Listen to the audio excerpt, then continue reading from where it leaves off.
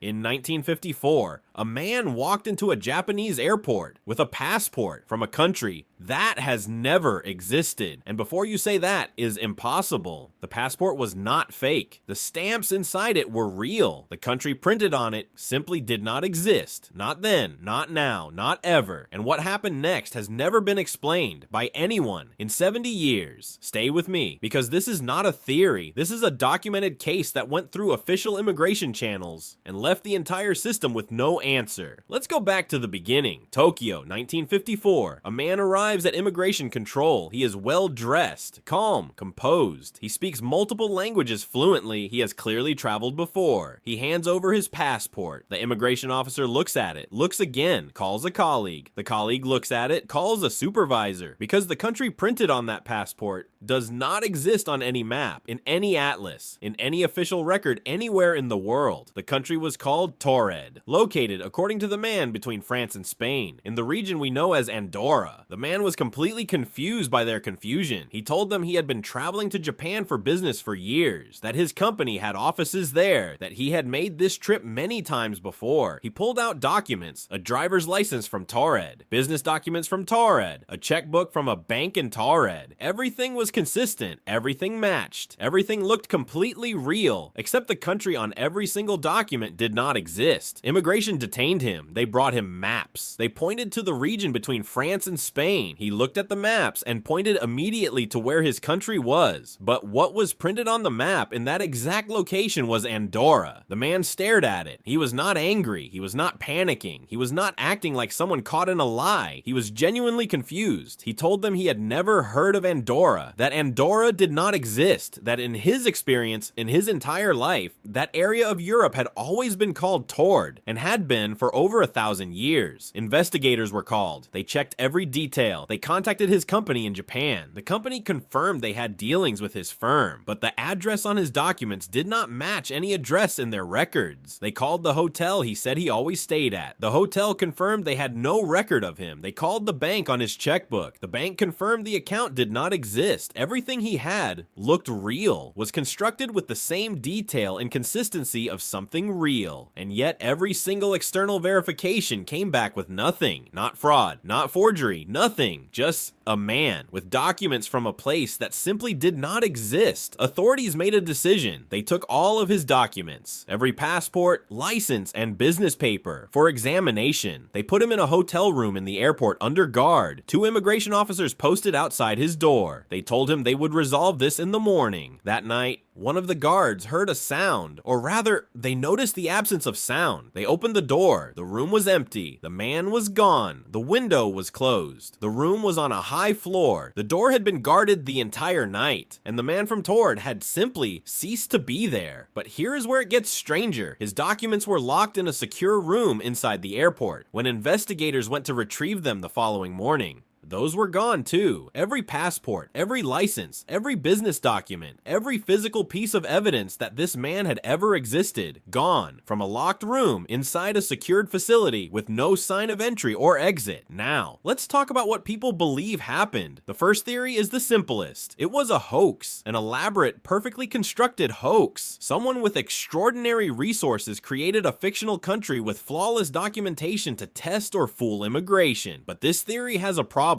What was the point? The man gained nothing. He asked for nothing. He attempted no crime. He tried to enter the country on legitimate business, and the documents were so perfect that nobody could find a single flaw. A hoax that perfect and serves no purpose is not a hoax. It is something else. The second theory is the one that scientists in the field of quantum physics find the most uncomfortable to dismiss.